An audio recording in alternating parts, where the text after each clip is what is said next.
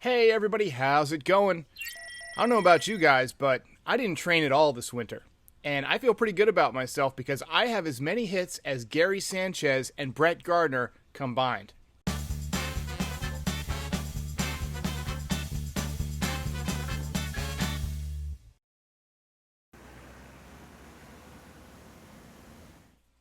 So yeah, the Orioles are pretty bad.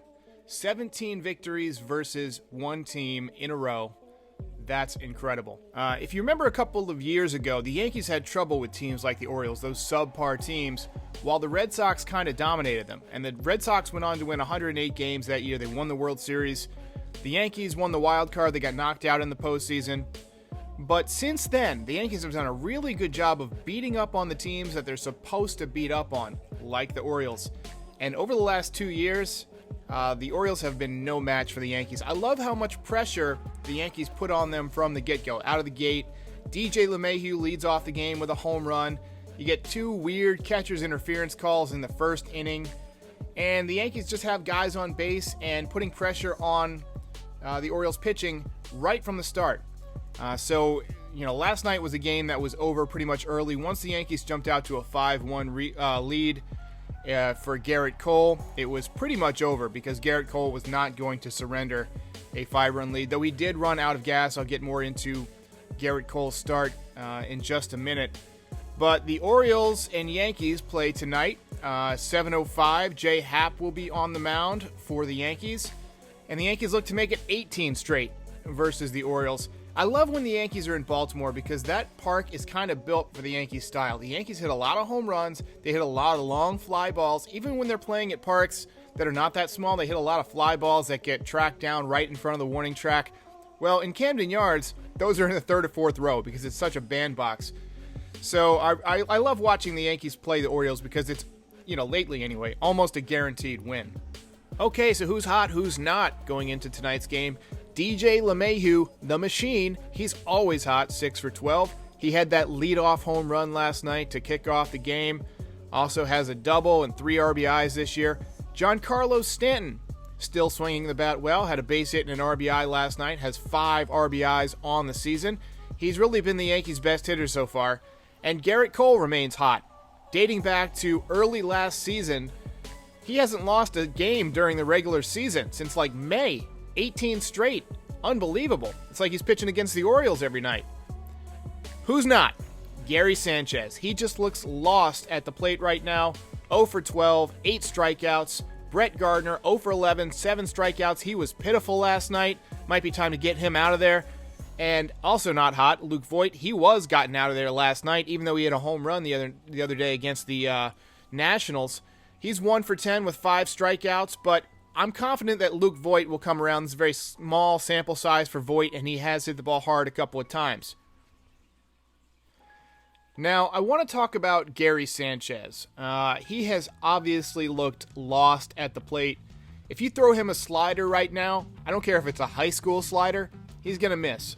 He just can't hit a slider. He still can't hit a slider. The key for Gary Sanchez, just from watching him since he came up a few years ago, is whether or not he's identifying pitches.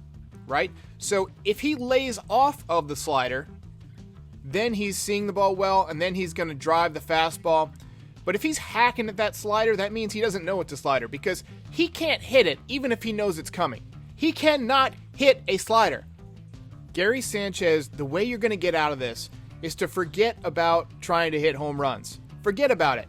Quit taking that big hack to try and hit home runs. Take some pitches.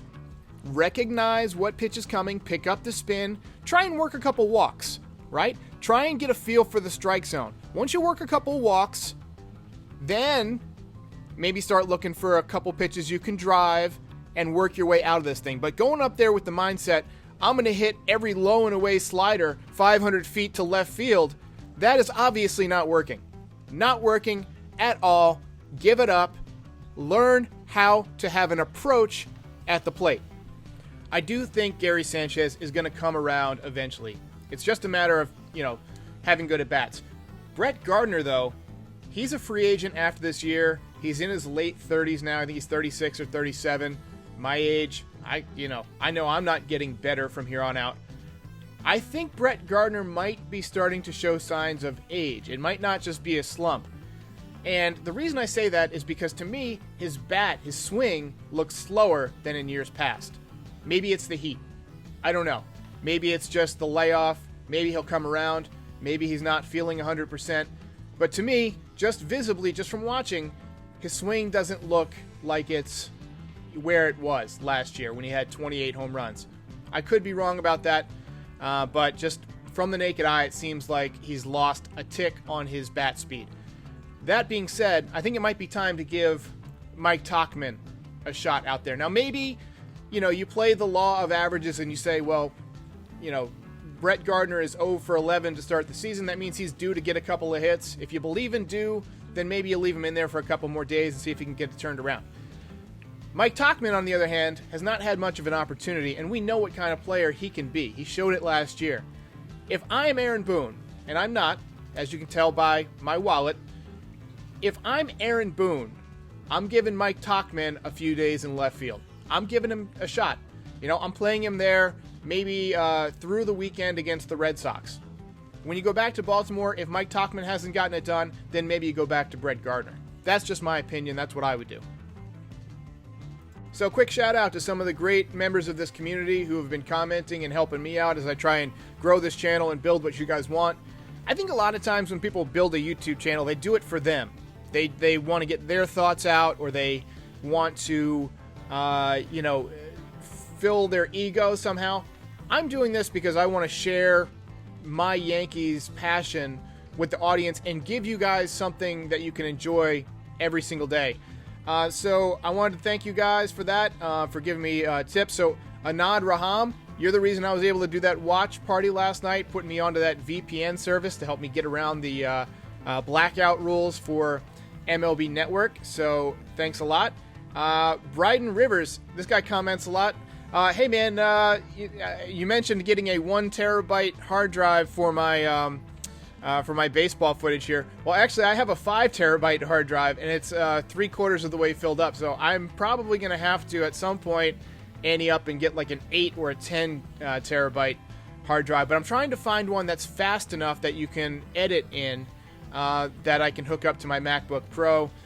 So it's just, and they're pretty pricey, so, I have to kind of do my research a lot. But if anybody out there is a video editor, and works with MacBook Pro and Final Cut Pro, and you have any tips on storage and utilizing space, because a lot of these videos get pretty hefty in size, and then the render files get big. I had a 2.5 terabyte worth of render files file that I had to get rid of this morning.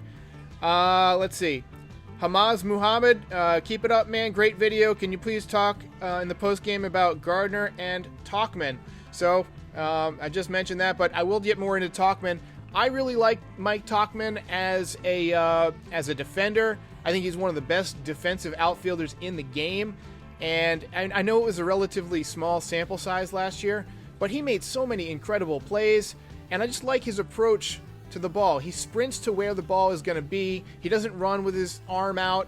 He doesn't take bad routes. He gets right to where the ball is going to be and puts himself in a position athletically to make a good catch. Also, I like his swing. I like that he uses the left side. He's a left-handed hitter, but he's not afraid to let the ball travel deep in the zone and take it to left field, because he's not trying to hit home runs all the time. He hits a lot of doubles down the left field line, but I've also seen him hook balls into the right field corner. To me, that's an excellent hitter. That means you have a nice swing path that stays in the zone, and you can make contact either deep in the zone and drive it the other way, or out front and pull it.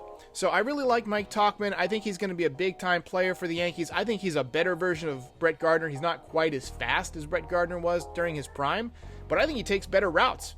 So I'm really digging the idea of putting Mike Tauchman out there. Let's see. Sahil Misbah. Friendly suggestion for the vids: try and edit out the parts where you lean over to pause or stop your recording. Yeah, so sometimes I drink heavily during the game. What happens is I'll be editing and I'm working on these massive files while I'm also trying to watch the game and take in as much as I can. And so sometimes on the transitions and things like that, I don't really zoom in enough and really clip it. I probably could get better at that, and I will try and get better at that, so thank you for the suggestion. I want this content to be as professional as possible, not only for you guys, but because I want to be able to do something with this someday. You know, if there's any corporate guys out there watching, I'm looking for sponsorship. And T-Bird 1549, this guy comments on my stuff all the time. Love having a big Yankees fan. Spread the word. Tell everybody you know about this channel. I'm definitely looking to grow it as much as possible. So with that, let's talk a little bit about J-Happ, the starter for tonight's game. J-Happ is one of those guys who I feel is kind of like the Andy Pettitte type, where they can pitch until they're like 42, 43 years old. He's got kind of a rubber arm because he's got very good mechanics. He's got a nice whip-like action. He relies on a high spin rate fastball, which can be 93 to 95 miles an hour. He also has a sinker. He's got a cutter. He can throw the breaking ball, and he's been around so long that he's become really crafty. He knows how to work hitters. Now, last year he struggled at the beginning of the year, so his numbers were not great. But J-Happ is one of those guys who he can figure it out. You remember a couple years ago when CC Sabathia was getting clobbered every single time out there? And then, he kind of figured out, how to reinvent himself as a pitcher. J-Happ kind of did that last year. He changed up his style. He started throwing more four-seamers midway through the year, even though the four-seamer was not that effective during the first part of the season. But he realized that was just location, and the way to get through that is to just keep doing it. Take your lumps until you're hitting your spots consistently and pitch through it. And he got much better as the season went along. He looked good in spring training. He looked good in all of the workouts that I saw. Everything looks nice and crisp. I love his mechanics. So J-Happ, I feel bad that he's not going to hit his performance marks this year. He needed to pitch like 150 innings to get a third year on the contract added on. Obviously, because of coronavirus, he's not going to hit that mark. I'm sure the Yankees are going to have some kind of, negotiation with him to prorate the I guess milestones that he needs to hit. So should be a good night for J-Happ against the Orioles as the Yankees try and pick up their 18th straight. Not going to do a watch along video tonight. I'm going to do highlights followed by just some commentary. So tune in for the game day show this evening after the game. I'll see you next time.